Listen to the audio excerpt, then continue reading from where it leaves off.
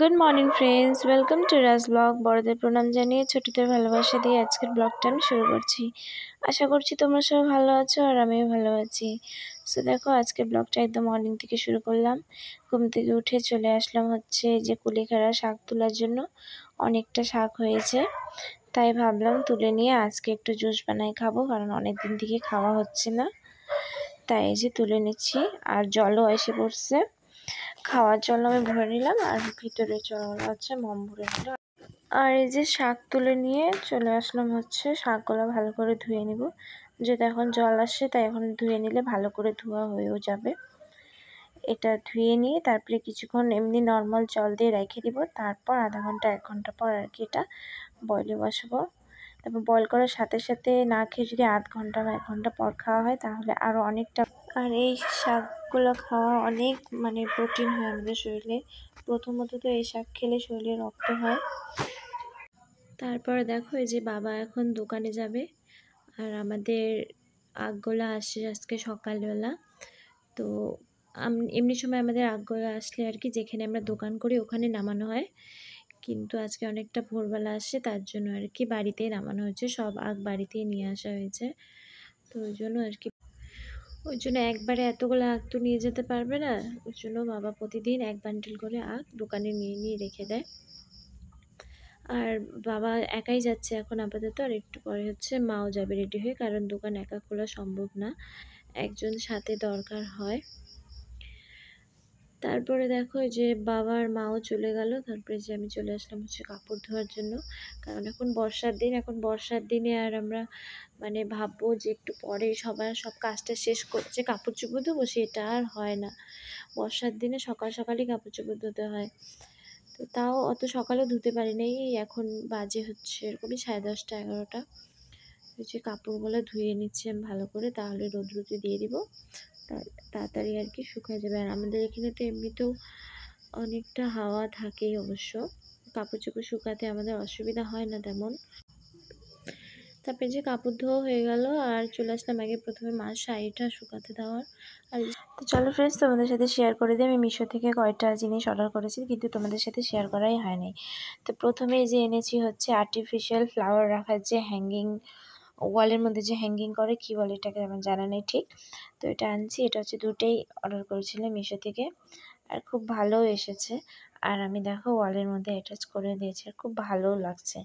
আর একটু ওগুলাকে হচ্ছে অ্যাডজাস্ট করে নিতে হয়, এই যে সুতাগুলা যেগুলো থাকে ওগুলো আর কি একটু কেটে নিয়ে, নিজে থেকে কেটে নিয়ে ঠিক মতন করে তারপরে দেওয়ালে লাগাই দিলে খুব সুন্দর লাগে।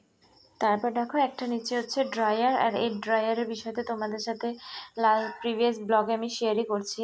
প্রথমবার যে অর্ডার করছিলাম ওটা হচ্ছে সবই ঠিক আসছিল, কোনো ডিফেক্ট ছিল না, কিন্তু স্ট্যান্ড 5টা স্ট্যান্ড দেয়নি। তো ওইটা আবার আমি রিটার্ন করে পরে আবার ওটা আমি অর্ডার করছি। তো এবার যে আসছে এটা বেশ ভালোই আসছে ড্রয়ারগুলো, আর ড্রয়ারগুলো না খুব ভালো।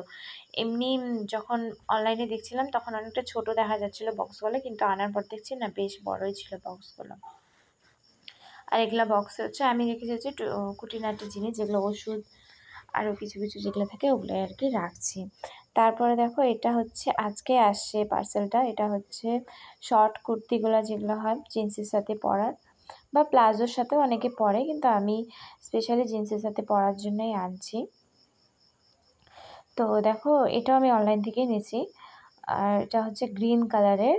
এমনি বাইরে রোদ্রু আছে তো, আর সে ভিডিওটা এভাবে করছি তো তাই একটু বেশি ব্রাইট দেখা যাচ্ছে কালারটা, কিন্তু না অতটা ব্রাইট না, একটু নর্মালি আছে। খুব ভালো অবশ্য, কাপড়টাও কটনের, আর খুবই সফট কাপড়টা।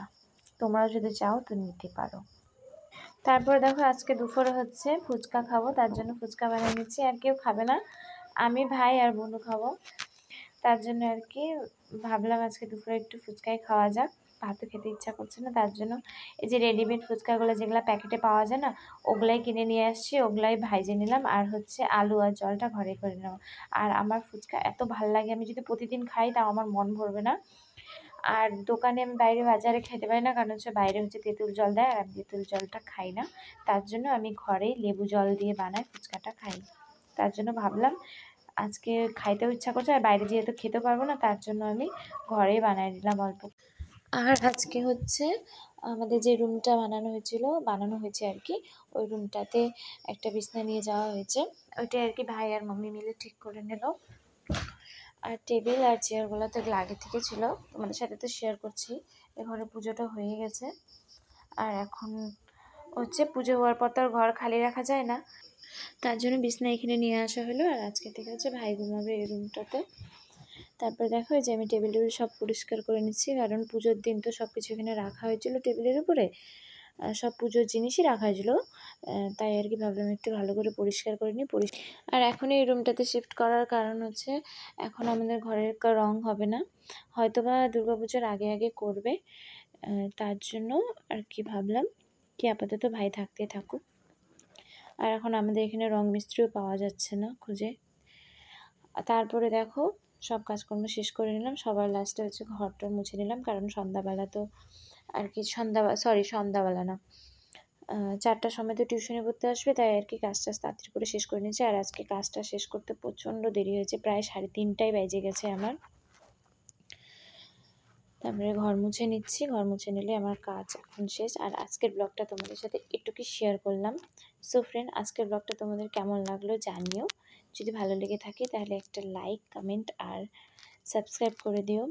আর সবাই ভালো থেকো আর সুস্থ থেকো। Tata, bye bye.